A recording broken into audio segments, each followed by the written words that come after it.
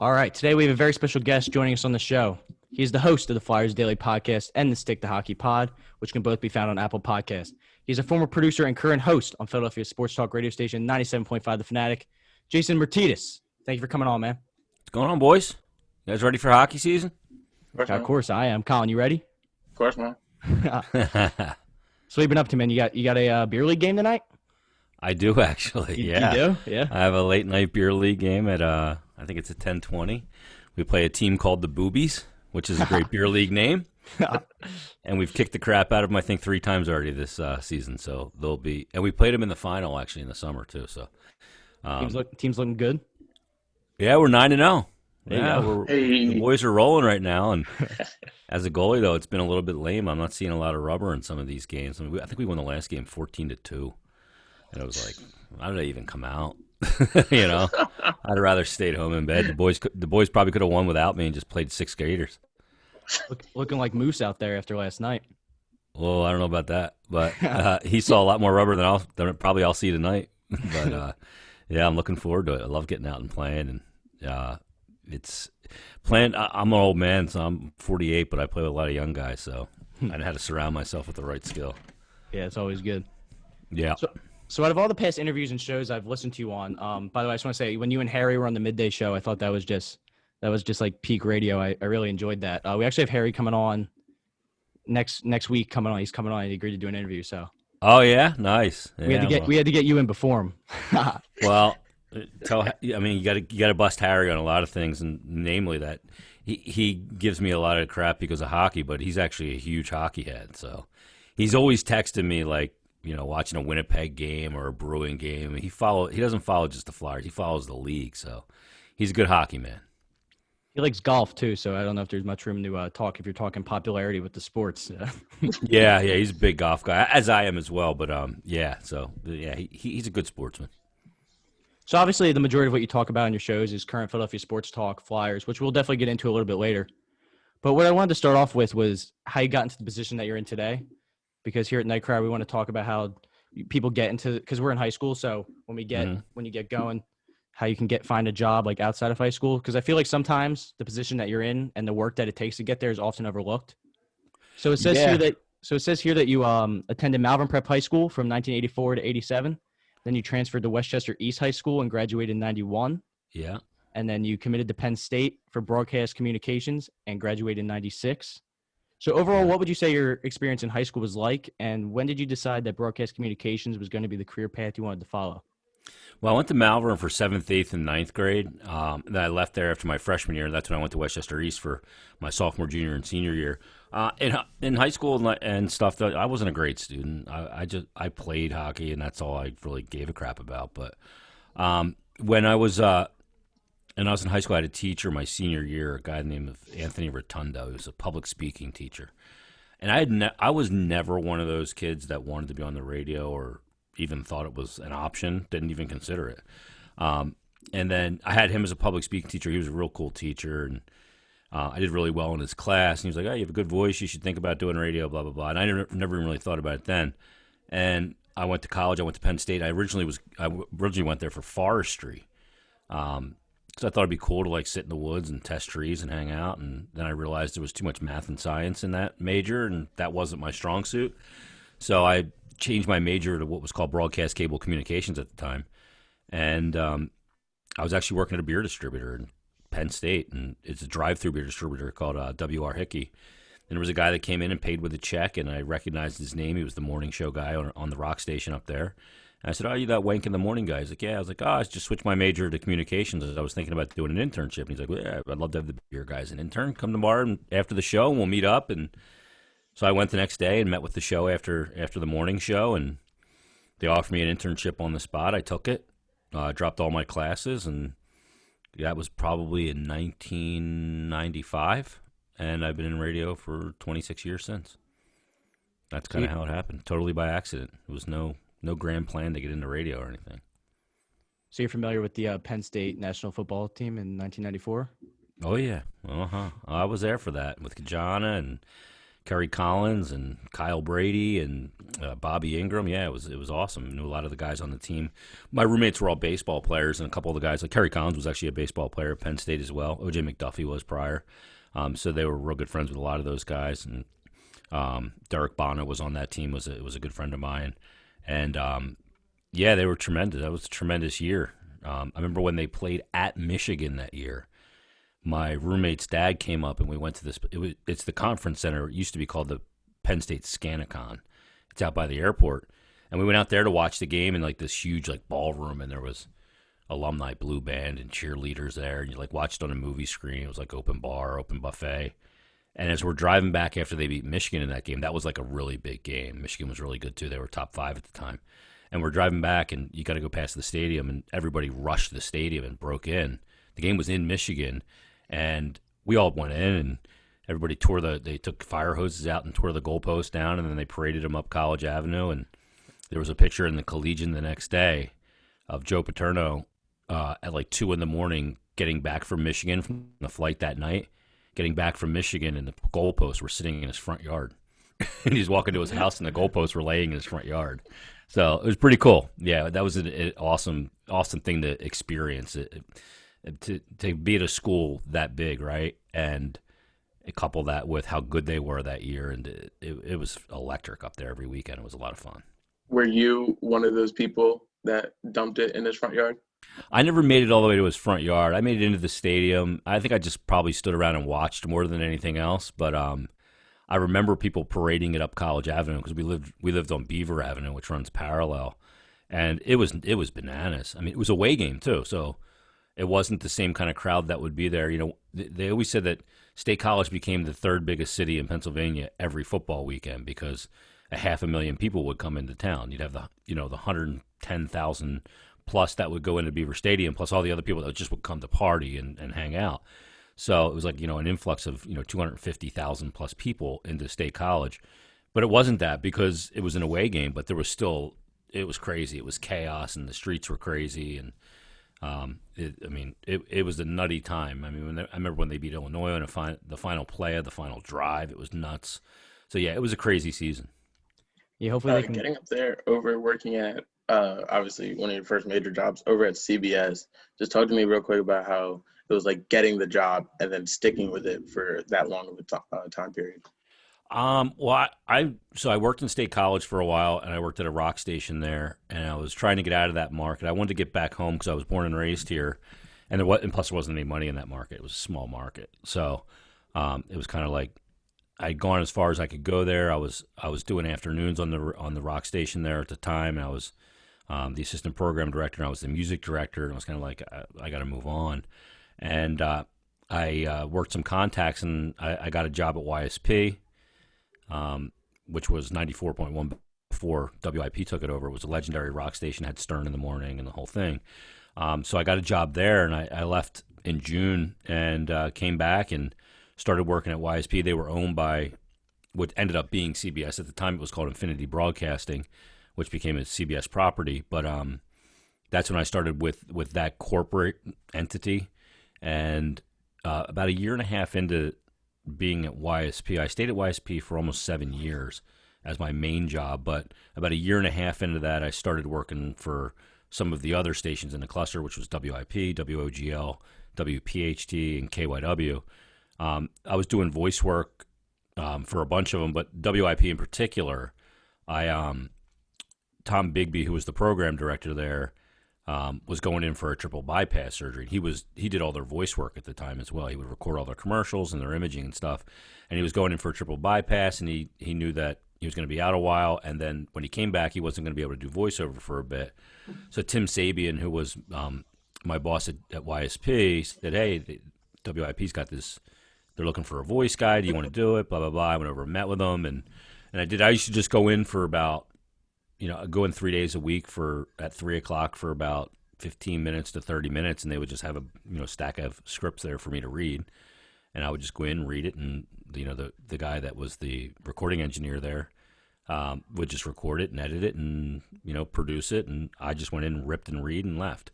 It was great because it was a union gig, so I got paid for 6 hours, but I would do that 3 days a week, and that's kind of where things started with WIP, and just kind of built up over time, being there over a couple of years, and eventually, Neil Newman, who was the APD there, had passed away, and when that opportunity opened up, they came after me, and I accepted the job, and kind of got rid of 4 jobs and went to 1 at the time. I was working for PhD, doing voice work, and OGL as well, doing voice work for them, and still doing all my stuff at YSPU for my full-time job, but that's when I made the jump over to WIP full-time. Before talking about your switch to the Fanatic, tell me about the difference between your very first show and one of your last ones. Just talking about how comfortable you were feeling, comparing to both, how you were able to balance, reading and handling each categories in terms of your time. Well, you mean just when I worked at Just the Fanatic? Yeah. Well, when I started with the Fanatic, I came in and my title was producer. Like, I was a producer for Mike's show. If that would have been just what I was doing, if I was just a producer, I wouldn't have taken the job. That's what my title was. But at that point in my career, I already run radio stations and stuff like that. I was not going to take a producer position. It was more co-host, but also I handled all the production of the show. So when I went in, I knew Mike for a long time because I worked at WIP with him. I was in the room when we had to let him go because I was in upper management at the time. And so I'd known Mike for a long time, and where I was different from maybe some of my predecessors there, some of the guys who produced before me, a lot of those guys were trying to cut their teeth and come up in radio. I had already been to upper level management and been on the air for years. And I was a lot, maybe a little bit older than some of those other guys were at the time when I came into that position. And, when I met with Mike and the boss before that, I made it clear, I'm not going to come in and just be this subservient little, his pet. So if that's going to be the case, then you got the wrong guy. I'm not interested. But I mean, when I first went in, there was a feeling out process to how Mike liked to do things and how I did things. And the good thing about, with Mike, because he trusted me and he knew that, I had a really good ear for programming and the management side of it. When I would tell him that I needed him to change something or do something different, he was very, very accepting of it. He would do it. So that was something that was probably different than the guys that worked with him before as well, where if they said something, they wanted him to do something. Sometimes it was just pissing on a fence like a dog, just saying, I'm not going to do it because I don't have any trust in you. He had trust in me. So, and I had his best interests at heart. So, but I mean, in the beginning, we didn't know what our on-air chemistry was going to be like. We always got along off the air when we worked together. We never did shows together. But I think we found out pretty quickly that our on-air chemistry was a lot greater than we even could have imagined. Because we just saw things differently. It was organic. He saw things his way. I saw things my way, which I thought was the right way, and he thought his way was the right way. So there was a dynamic between the two of us. Plus, I always thought my job when working with Mike, because he's a lawyer, he's a litigator. He always wants to argue, which I would always break his balls about. But the one thing when you're working with a guy like that I think is important is to make sure that you make sure he's having fun too. Because he would just argue all show with people. And I'm like, no, we got to add fun elements to the show to break up the arguments. So I would do a lot of bits and I'd write a lot of different stuff and, to keep it light as well. And to keep because he had a fun side, but on the air, unless he was prompted, he would just argue. So I didn't want to, I couldn't go in and just argue every day. That would have made me miserable. So we added a lot of elements of dynamic angles to his show and personality, and we had a ton of success. It was fun. I like how you talk about, you guys doing a show together while having differing opinions. Usually when people see a show out there, even mainstream, like First Take or Undisputed or something like that, they think it's completely staged and they just hire people with differing opinions for entertainment. Do you think either debate show, radio show, TV show need that element of differing opinions? I don't think it needs it, because I think that some people think that, though. They think that you have to have the point counterpoint. I think this extreme this way, you think extreme that way. Now we got to argue and prove why you're an idiot or why I'm an idiot.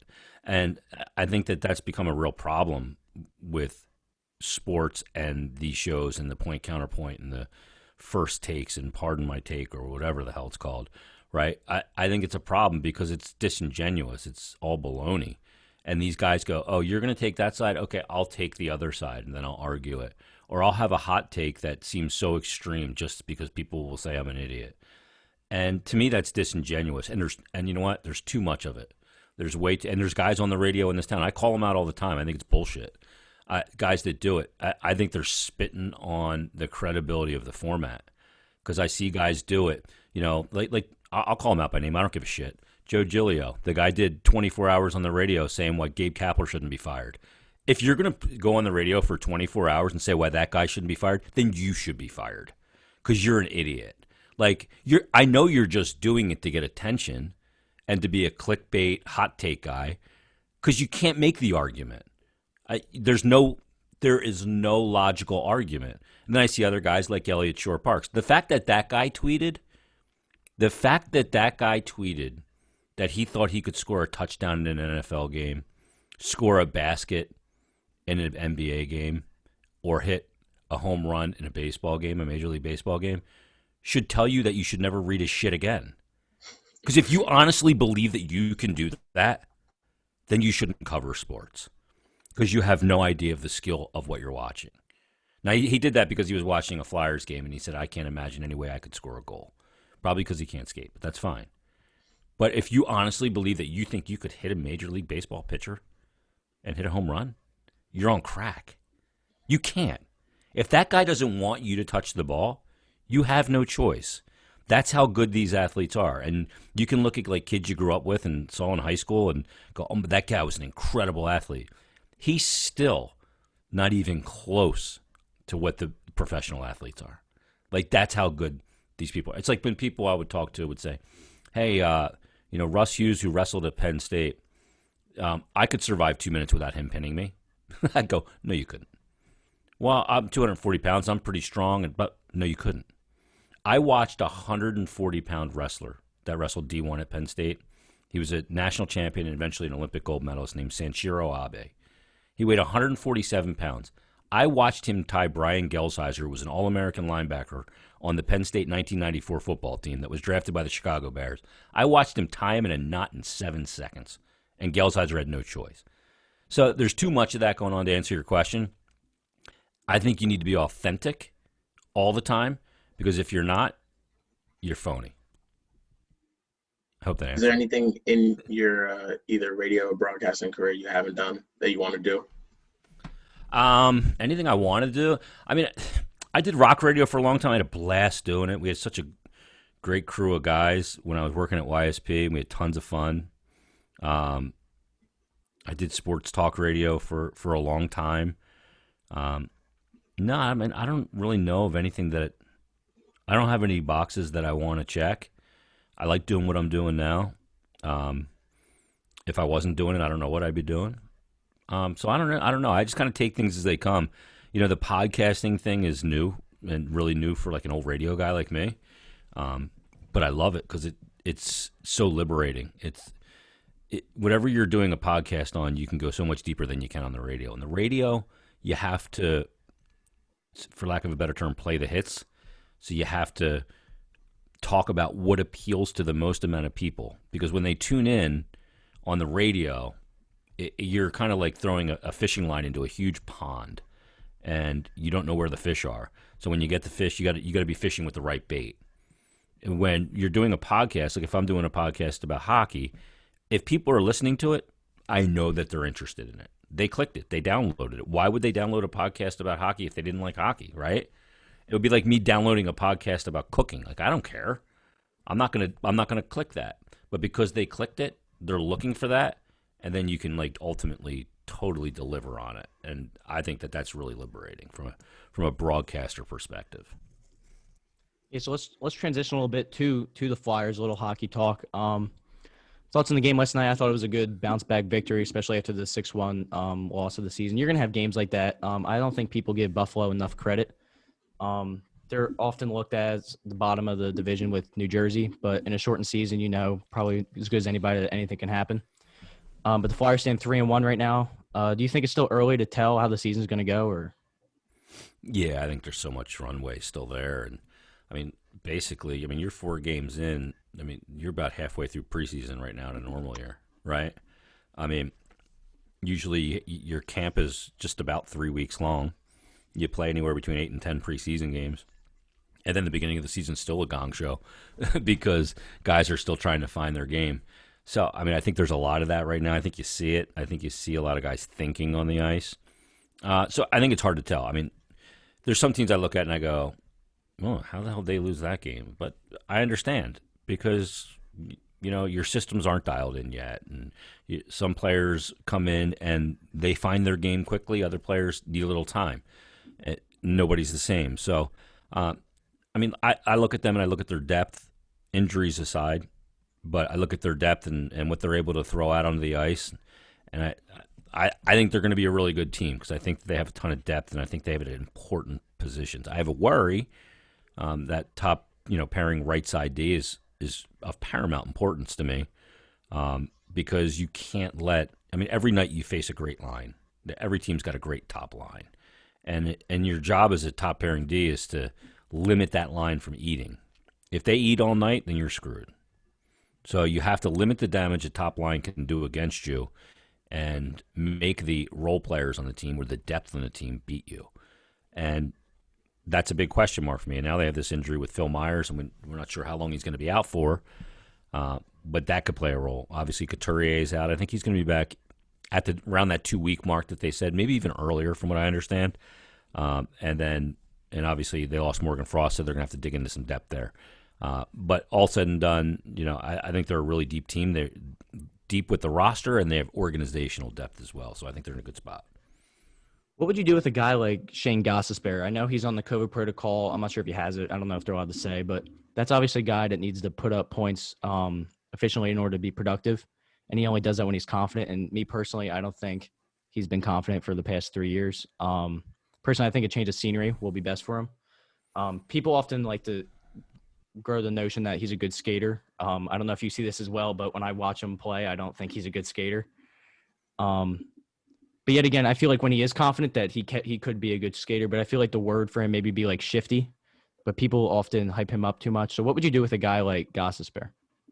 Yeah, I mean, he's not a bad skater. He's just, I think people have this notion that he's a fast skater. He's a blazing speed guy. He's not that. He's just a good straight line skater, and he is shifty. And he does shake guys, and that's his lateral moves when he's confident. If he's not confident, he doesn't try those little shifty moves at the blue line to shake a defender and find a lane to the net. He doesn't do those kind of things. And yeah, he's one of those players that when he's confident, you can see it. When he's not, you can see it. It's glaring. But maybe a change of scenery is the best thing for him because of the situation here. He's a really dramatic player. So when he makes plays, they're of high consequence, high drama. But when he's not putting up points and he's not having those highly positive, dramatic plays, he can be a net negative player. And we saw that last year, and we've seen that at points over his career. He's been dealing with injuries, and I don't know how healthy he is. I know he's in the protocol right now too. I don't know if that's because of exposure or, like you said, because he actually has corona. I don't know. And if I did, I wouldn't be able to tell you guys. But anyway, I just don't know where he fits on this roster right now. But the problem is I don't know how you kind of move on, because while that $4.5 million cap hit isn't huge, it is a flat cap world, and teams aren't looking to take on salary, at least if you're not exchanging it. So I don't know how a deal looks with Shane Gostisbehere. I think if you made a trade with him, a lot of people would be very underwhelmed at what the return would be. But what I would tell people is that in that situation, you don't look at a player return, talent return anymore. It's about the most valuable commodity in the NHL right now is cap space. It's the ability to free up dollars, because this flat cap is going to be in place for probably at least 3 years, maybe 5, maybe 6. So people will go, well, you should have traded him earlier when you could have got more for him. Well, it's not about that. And nobody knew this situation was coming. We all thought the cap was going to be $88.5 million this year, and March hit, and we are where we are. But yeah, I just don't know where he fits on this team anymore. I really don't. And with Erik Gustafsson here, I don't see a situation with Phil Myers out where you're going to have he and Gustafsson in the lineup together. to me, you're just way too vulnerable defensively in that situation. So I don't know what the future is. Just a quick question. Do you have an opinion on the ads on the helmets? No, I mean, I get it. I know the players kind of lobbied for it, and I get why. They're all trying to, in the way the world is now, they're just trying to mitigate financial losses. Now, once you put the ads on the helmets, you're never going to get them off. Yeah. So this isn't going to be like, hey, this is just this year because we don't have fans. No, I don't think you're ever going to get them off. But as long as their uniforms and helmets don't look like a NASCAR tracksuit, I'm fine with it. I mean, it is what it is, and I don't think it's a tipping point to make their uniforms look ridiculous. Yeah, and then obviously at the end of the year, you got the Seattle expansion draft. So I just wanted to get your opinion on who you would protect, or more so who you would not protect. I've written down Drew Couture. I think you get, correct me if I'm wrong, but I think you get 7 forwards, 3 D-men, and a goalie. Yeah. So I got Drew, Couturier, Konechny, Lindblom, Farabee, Frost, Hayes, and then Provorov, Sanheim, Myers, and obviously Hart. So then that would leave you with Knack, JVR, and Voracek, Haig. Maybe a guy like Gostisbehere available. Lawton. Yeah, I mean, Lawton's a guy I think that could end up being taken. JVR, maybe if you did something and you sent them a prospect or something like that to get them to take on the contract, or you retain some of the money and do some kind of deal. But I think the guy that will end up being plucked will be Lawton. I think he makes a lot of sense for him, a lot of versatility. He's a center, can kill penalties, he can score. I think that's probably the most likely guy. Giroux you have to protect because he's got a full no move. But other than that, yeah, I think the guy that they're really probably going to get plucked is going to be Scott Lawton. Obviously, that seems like a Ron Francis kind of guy, right? Yeah. Yeah, Swiss Army knife player, plays in the middle, was high pedigree, first-round draft pick. So I think that's the kind of guy that ends up going.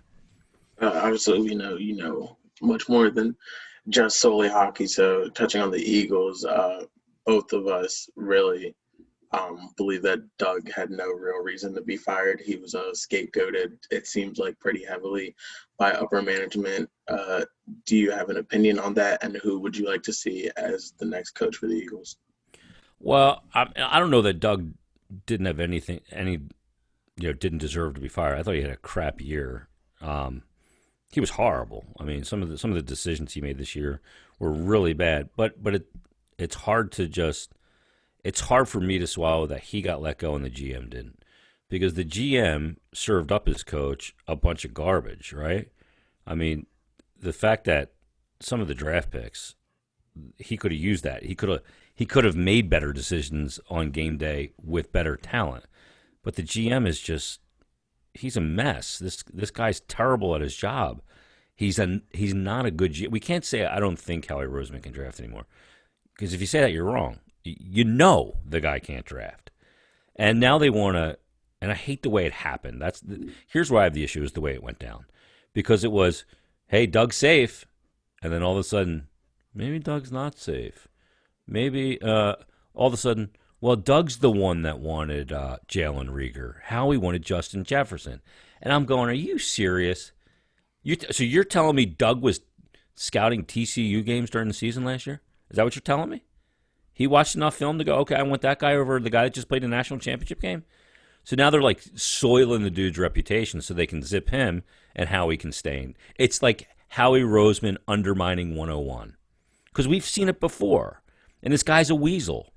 And I don't know if Doug needed to be fired or not, but the fact that Howie wasn't fired tells you where they are. They're a mess. And nobody wants the job.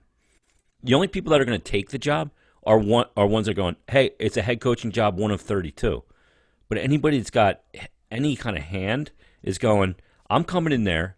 They made this dude fire his offensive coordinator last year when he said his job was safe in Mike Rowe.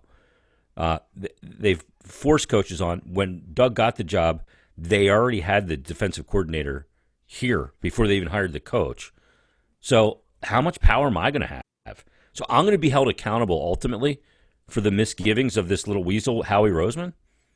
F that, So, Howie's a disgrace, but Jeff Lurie loves his little pet boy, and that's where they are right now. But they're dysfunctional. They're a mess. I've never been more disenfranchised with the Eagles than I am right now. And I started watching them in the 70s. They're a mess. It seems like around Philly, that word weasel's been tossed Oh, around a he's a lot. total weasel. Like you look Yeah. at the dude and just go, dude, you got picked last for the kickball team, so he's trying to overcompensate now. He wants so bad to be a football guy. I'm a football guy, chocolate and vanilla and the whole thing, But we really the hand in the dirt, all this. Like, dude, stay in your lane. He's out of his lane. So real quick, just using the adjective weasel, did you have a opinion or a side on the situation a couple days ago? On the what? I'm sorry, I missed it. On the Jason Voracek situation where he called the one reporter a weasel, Oh, and Jake? mid-interview, like straight up in front of everyone? I didn't know that Jake had an issue with Mike Sealski. Mike Sealski, I don't know Mike personally. I've read him over the years, and I've seen, kind of his demeanor on social media. And he's very quippy and witty and stuff like that. I could just see that not kind of washing with Jake. And then I went back and read the piece that apparently Jake had an issue with that Mike wrote a couple of years ago, or a year and a half ago, I guess it was, in November of 2019. And I looked at the piece, and I talked to a couple of people, and I'm like, yeah, this doesn't seem – it seemed a little off base. And I will tell you that as a guy that covers a team, and I've covered the Flyers for 15 years and worked, doing the broadcast, I have seen very often where a columnist does come in to all of a sudden spend 3 days around the Flyers and then writes this salacious piece. And I think it's bullshit because I'm like, okay, show your face then after you write it, number one. Number two, a lot of times that feels really, really premeditated to me. Like they come in and they start poking around with an idea that they really want to write something inflammatory. They find a couple things that fit it, and then they write it, and I don't like it. And I'm not saying that Mike Sealski's not a good writer, because he's written some pieces. Like he wrote the piece, this Kobe piece not long ago that I thought was incredible. And I sent him a note on Twitter, and I just said, hey, man, that was a really great piece that you wrote.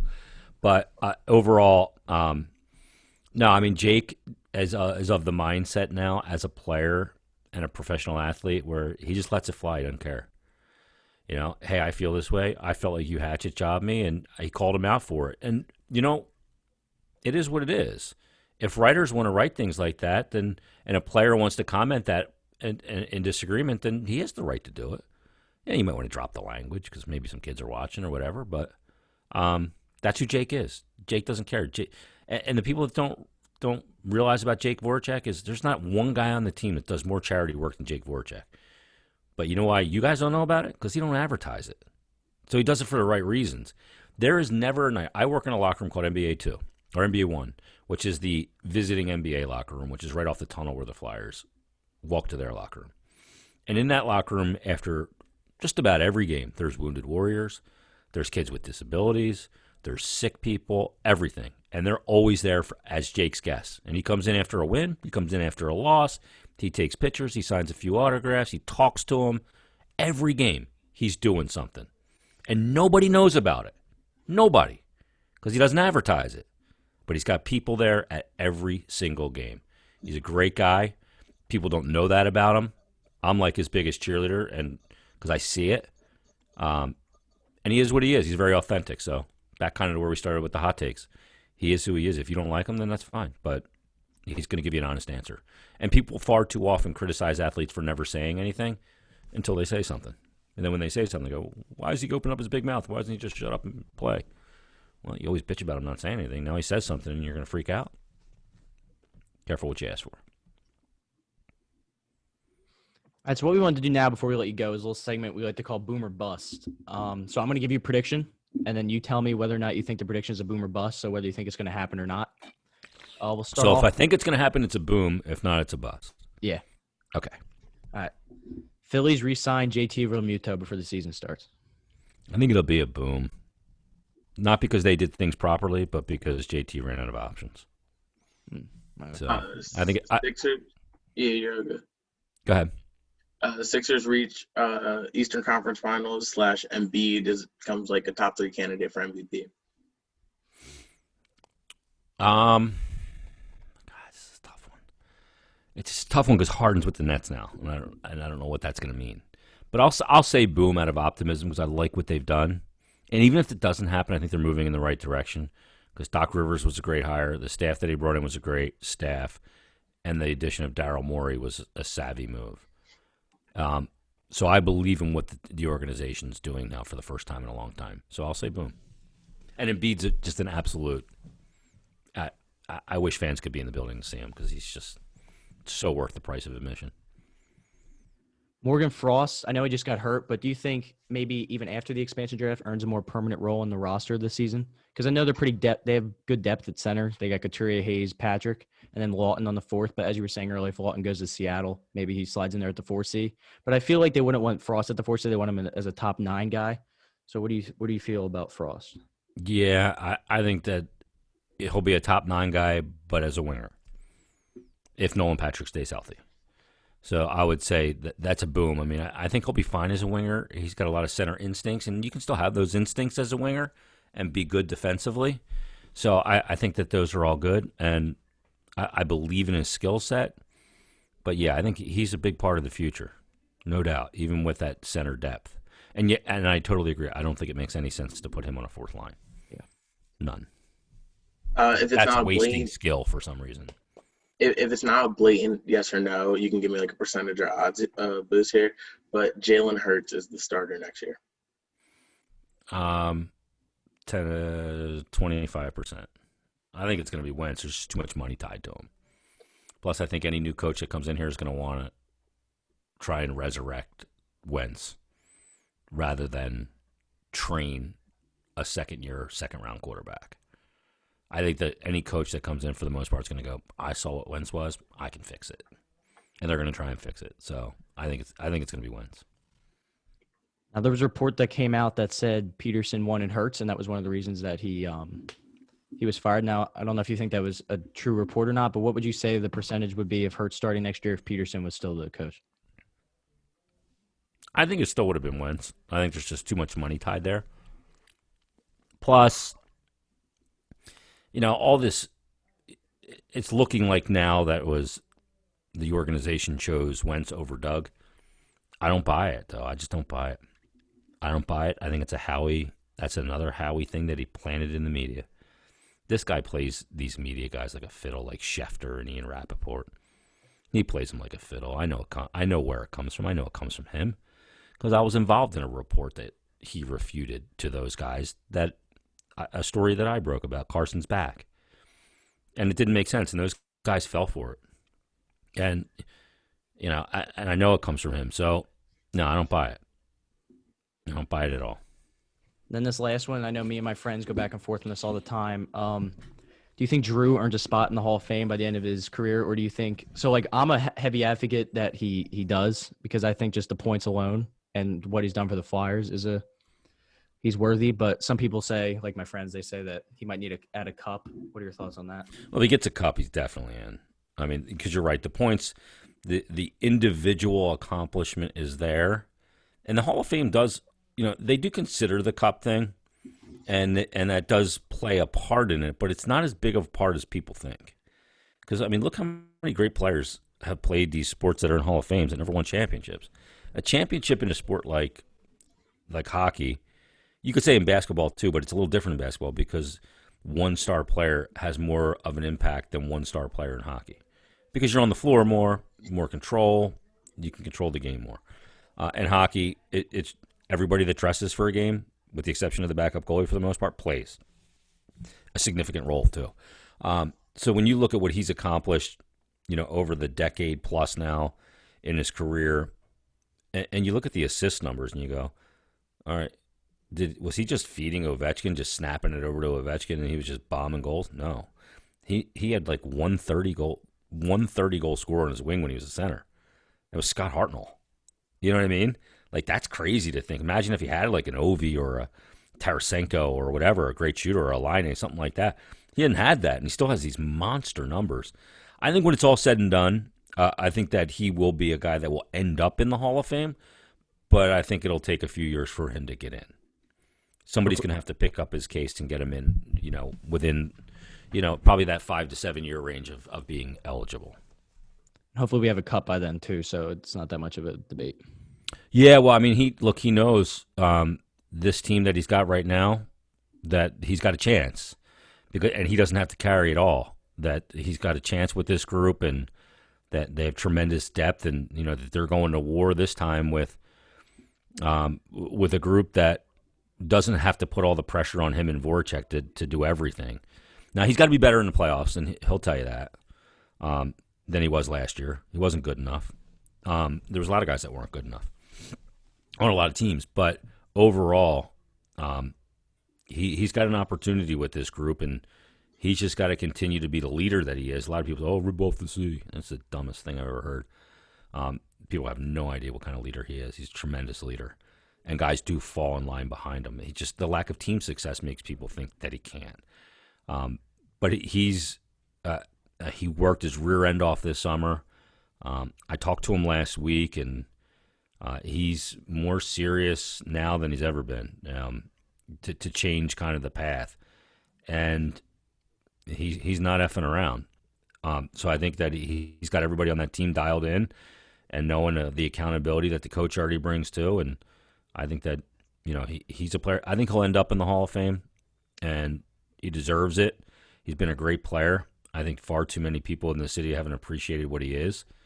They love scorers, right? He's never been a scorer, but they love scorers. Like, they'll never like Ben Simmons enough because he's not a scorer. They don't like the facilitators. They like the guy that scores. It's, that's what the chicks like, whatever. But the facilitator a lot of time is more responsible for the guy that scores than the guy that scores. It seems odd to say that, but it's true. Like, it's easy just to tap in a backdoor rebound in hockey, or it's easy just to have a wide open layup after Ben Simmons makes this insane behind the back pass and everybody falls for it. But that's the way it is, because that's what you see on SportsCenter. You see guys scoring. You don't see guys with assists for the most part. But he's a great player, and I think eventually when his career's over, there'll be a lot of people that will have revisionist memories of him and how great he was, even though they're not appreciating it in the moment. All right, we want to thank you, Jason, for coming on. It's been a good time. Pretty good stuff.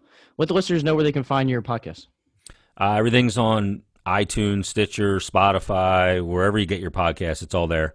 Radio.com, TuneIn. I don't know of all of them, but all those places. You can, of course, check out Flyers Daily on all of those. We do one of those every day. And you can also check out the Stick to Hockey podcast. We'll get back to putting that out as well, and everything else. And I'll be doing the radio show on Saturdays from noon to 3 on 97.5 The Fanatic, and all the Flyers pre- and post-game show. Other than that, I got nothing going on. All right, thanks, man. Good luck at your game tonight. All right, boys. Thanks for having me. Thanks a lot, man. Cheers.